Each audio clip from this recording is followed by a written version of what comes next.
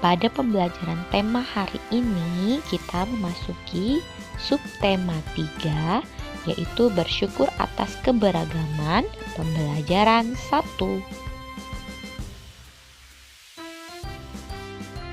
Indonesia memiliki keberagaman adat istiadat, makanan, permainan tradisional, lagu, tarian, serta lainnya. Kita perlu mensyukurinya karena dapat menikmatinya. Makanan tradisional Indonesia membutuhkan waktu dalam mengolahnya. Pembuatnya pun harus ahli membuatnya. Kamu akan belajar tentang seorang ibu pembuat dodol Betawi, makanan tradisional dari Betawi. Dodol Betawi Mak Salma. Sebentar lagi kota Jakarta akan berulang tahun. Seperti tahun-tahun sebelumnya, Mak Salma menerima banyak pesanan. Mak Salma adalah pembuat dodol tradisional Betawi di kampungnya. Biasanya ketika menyambut ulang tahun kota Jakarta, banyak pertokoan yang mengadakan festival Betawi. Makanan Betawi menjadi jajanan di festival. Kerak telur, bir peletok, dan dodol Betawi menjadi primadona makanan dalam menyambut Dirgahayu Jakarta. Sudah sejak seminggu yang lalu, Mak Salma bekerja keras. Ia dan beberapa ibu-ibu tetangganya membuat adonan dodol. Ketan, gula merah, gula pasir, dan santan dicampur menjadi satu. Membuat dodol Betawi membutuhkan kerjasama.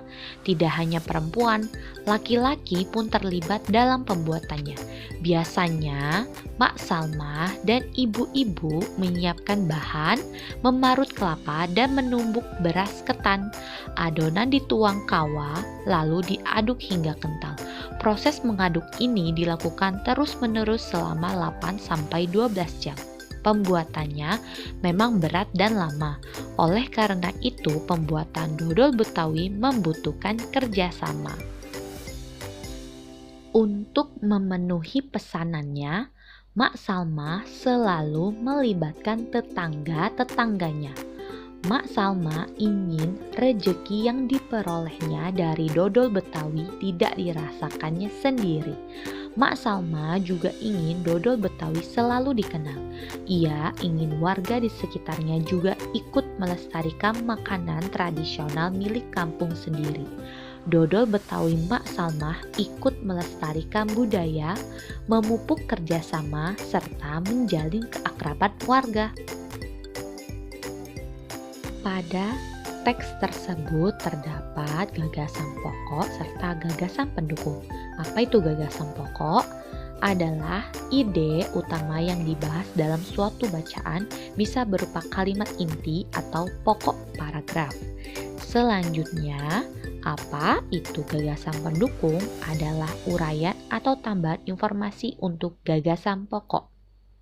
Nah, seperti pada paragraf pertama, coba kita temukan yang mana gagasan pokok dari paragraf tersebut, yaitu sebentar lagi kota Jakarta akan berulang tahun.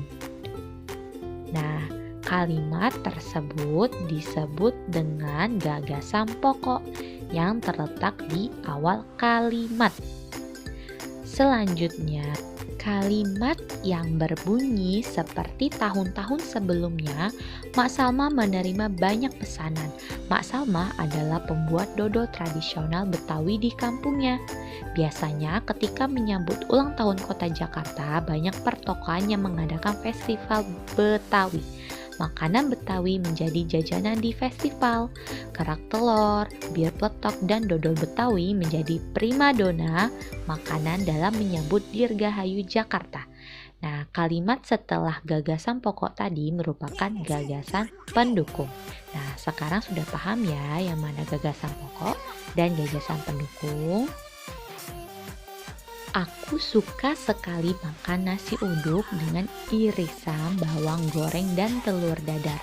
Itu makanan tradisional Betawi. Apa makanan favorit daerahmu? Apakah kamu juga menyukai makanan khas daerah lain?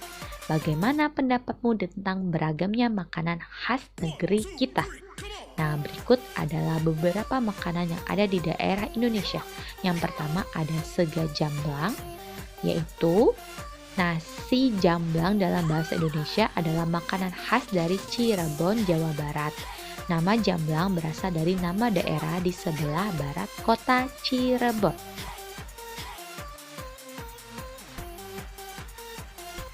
Selanjutnya ada nasi pecel, adalah sarapan kesukaan masyarakat Madiun, Jawa Timur. Nah, kalian pasti tahu ya nasi pecel. Yang selanjutnya ada lontong sayur. Sangat mudah kamu temui di Jakarta dan Jawa Barat sebagai menu sarapan favorit.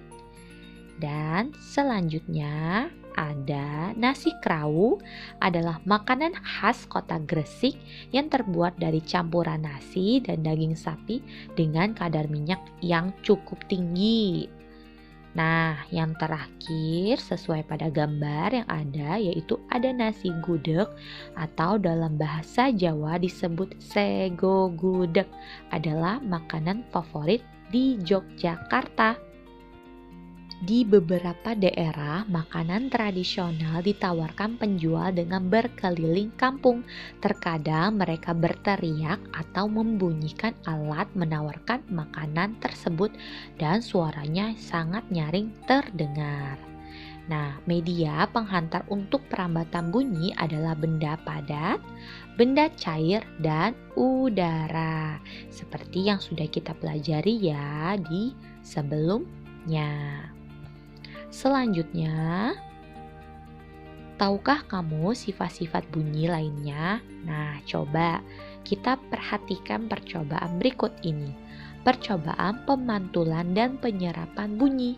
Tujuannya untuk membuktikan macam-macam bunyi pantul melalui percobaan terhadap bunyi benda-benda sederhana dalam ruangan. Alat dan bahannya piring kaca, piring plastik, piring kaleng, gabus, 2 tabung kertas, beberapa buku, dan arloji yang berdetak.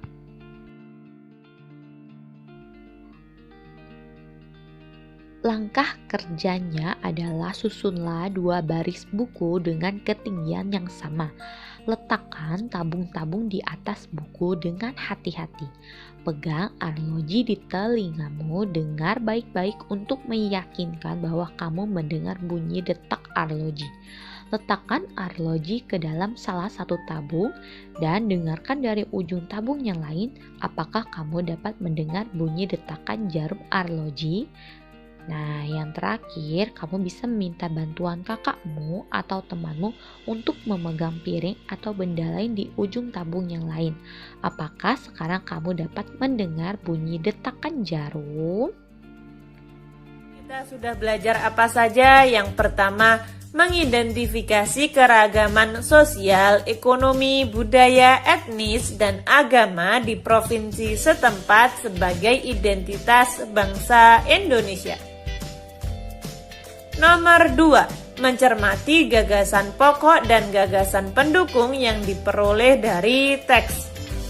Yang ketiga, menerapkan sifat-sifat bunyi dan keterkaitannya dengan indera pendengar.